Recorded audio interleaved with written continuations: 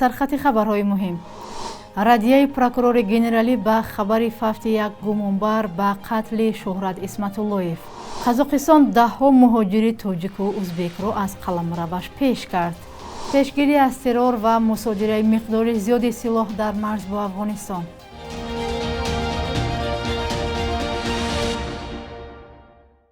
سلام بیننده های عزیز، امیدوارم خوبید و نوید بامدادی را تماشا دارید. دوام 10 دقیقه بعدی من و همکاران شما را با آخرین خبرهای تاجیکستان و جهان آشنا می‌سازیم. امروز چهارشنبه 6 سپتامبر. داستان کل یا پروکورور گنرالی به خبر رادیو آزادی درباره مرگ یکی از گمانبران به ربودن و کشتن بانکدار تاجیک شهرت اسمت اللهیف واکنش کرد. 3 منبع روز 3 سپتامبر امسال خبر دادند که اکبر احمدوف در یک بازداشتگاه شهر دوشنبه به طور شبهه برانگیز فوتید. یوسف رحمان داستان کل تاجیکستان روز 5 سپتامبر در ردیه به رادیو آزادی نوشت که اکبر احمدوف بر اساس پرونده جنایی دستگیر و به حبس گرفته شده در توقیفگاه تفتیشاتی قرار دارد. وی افزود که خبر رادیو آزادی صحیح و با دلیل‌های با اعتماد اساسناک نشده معلومات نادرست در خصوص فوت او در واسطه اخبار عامه و شبکه‌های اجتماعی اینترنتی به تب رسیده است. داستان کل میگوید با نشر این خبر منفعت دولت، حقوق آزادی‌ها و منفعت‌های قانونی انسان و شهروندان ویران گردید. منبع‌های رادیو آزادی روز 5 سپتامبر پایفشاری کردند که اطلاع آنها درباره مرگ اکبر احمدوف درست است. گذشته از این، احمدوف تا هنوز توسط شبکه‌های دولتی دیده نشده است. رادیو آزادی با واسطه منبع‌های دیگرش تحقیق موضوع را ادامه می‌دهد. در صورت به دست آمدن اطلاع و دلایل بیشتر خبر را تکمیل می‌کنیم. کمیته دولتی امنیت ملی تاجیکستان میگوید 3 تن از اعضای گروه انصارالله را که با هدف انجام عملهای تروریستی از خاک افغانستان به تاجیکستان عبور کرده بودند کشته است. مقامات میگویند که از این افراد مقدار زیادی سلاح را هم مصادره کردند. کمیته با نشر خبرنامه گفت که این افراد شب 29 و 30 سپتامبر در حدود دهه کیورون ناحیه درواز مرز تاجیکستان را عبور کردند. بر پایه این خبرنامه بعد از معین کردن جای بودباش این افراد، عملیات ضد این گروه 6 روز بعد صورت گرفته. از این افراد خواسته شد که تسلیم شوند، اما آنها اطاعت نکرده به طرف نیروهای امنیتی آتش کشیدند. در نتیجه این عملیات هر 3 از اعضای این گروه کشته شدند. در خبرنامه کمیته دولتی امنیت ملی تاجیکستان درباره تلفات در بین نیروهای دولتی چیزی گفته نشده است. در گزارش مقامات ظریف باباجانوف زاده جماعت کولکند شهر اسفره ملقب با عثمان رهبر این گروه نام برده شده است. 2 عضو دیگر این گروه فرهاد بهادروف زاده دهه شربگیون جماعت دهاتی سفید چشمه ناحیه نورآباد و احتم قاسموف زاده شهر کولاب بودند.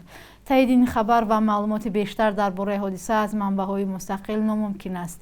این گزارش همچنین میگوید که این افراد در برابر سلاح‌های در اختیار داشتهشان همچنین قبلا از حدود افغانستان مقدار زیادی اسلحه، مواد ترکنده، تجهیزات ارتباطی را در پناهگاه جای کرده بودند. از روی حادثه مذکور پرونده جنایتی آغاز کرده شده تفتیشات ادامه دارد.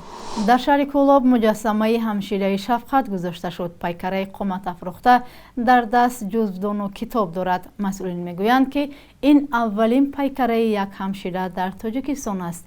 این پیکره در کجای کولاب است و چرا گذاشته شد؟ محمود جان رحمتزاده گزارش میدهد. در صحن کالج طبی کولاب با حضور مجسمه همشیره شفقت از دانشجویان استقبال می شود. این مجسمه به عنوان نماد برای ارج از زحمت و سرسپردگی همشیره ها قامت افروخته است. مجسمه در آخر ماه می در عرفه 70 سالگی کالج رونمایی شد. مجسمه همشیره طبی بخشیده به 70 سالگی کالج طبی شهر کولاب برافروخته شده بود و از حساب هنرمندان شهر کولاب مبلغ چند سوم بود؟ مبلغ 30,000 سومانی با سومون به استفاده داده شده بود. کالج طبی کولاب در طول تاریخ 70 ساله خود 10,000 دانشجو را آموزش داده است. ختم کرده های این مؤسسه ممتاز در حال حاضر در بیمارستان های سراسر منطقه مشغول خدمت هستند. یکی از ختم کننده های این کالج تمنا نظرو است. حالا او 73 سال دارد و 50 سال عمر خود را در بیمارستان های منطقه گذرانده است. اکنون در بیمارخانه سرایتی کولاب کار میکند و از خودگذشتگی و قربانی های دوره پاندمی یاد میآورد. او از گذشتن پیکره همشیره شفقت خوشحال است، اما می‌خواهد که قدر و منزلت همشیره باز هم بالاتر رود. من التماس خواهش میکنم که پدر و مادران هم قدر همشیره شفقت دانین. همونا یگان گپی پیش نمیگوین. اول دکتر میبینه و همشیره شفقت تا سری تو بگره در پیش بیمور میزه. یگان وقت پرتوفته نمیره. پیکره قامت افراخته کالج طبی کلاب در دست جزون و کتاب دارد. با گفته مسئولین این اولین پیکره یک همشیره در تاجیکستان است. خودی همشیره ها میگویند که قدر خیش را در زمان کار احساس میکنند. در زمان پاندمی کووید 19 آنها در صف پیش قرار داشتند. گزارش ها هم میرسید که همشیره ها هنگام ادای وظیفه جان خود را از دست داده اند.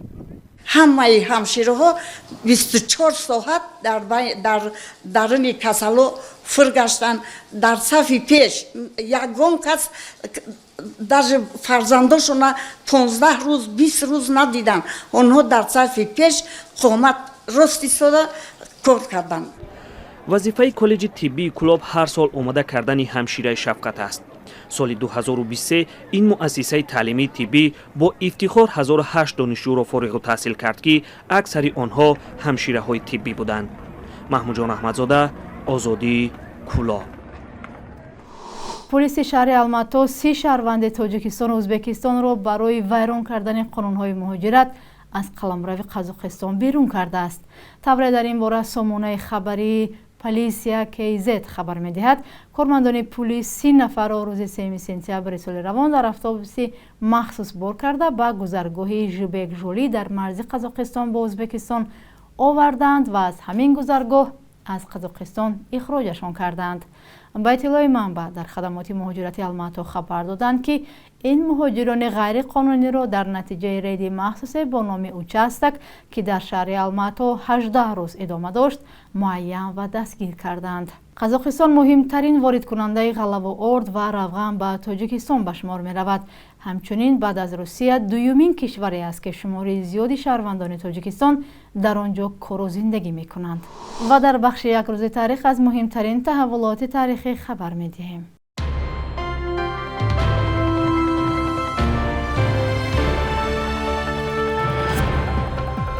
ششم سپتامبر سال 1940 در دوره حکومت شوروی ساختمان شاهراه کلان پامیر به انجام رسید. این راه را در دوره امارت بخارا پیوند کننده آسیای مرکزی با امپراتوری بریتانیا و روسیه مینامیدند.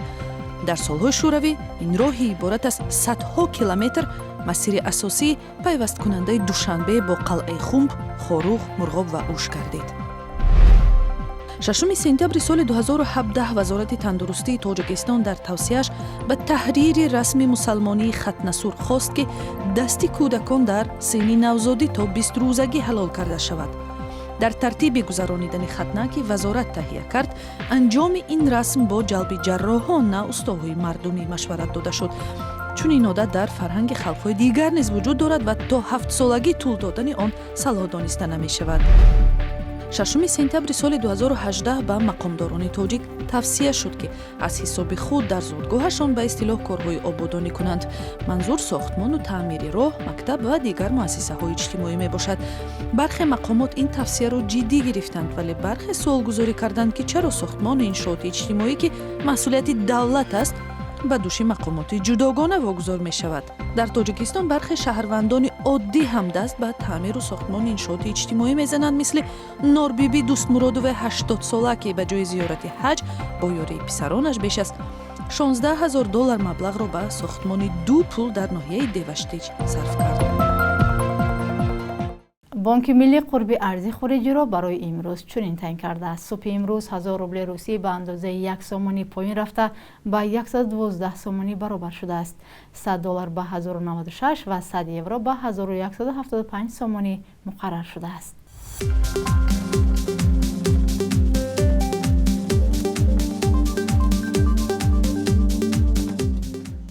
بینندگان عزیز، شما خبر و گزارش را از نویدی بامدادی تماشا کردید. نظر و پیشنهادهای خود را به ما نویسید. تا فردا، خدا نگهبانتان.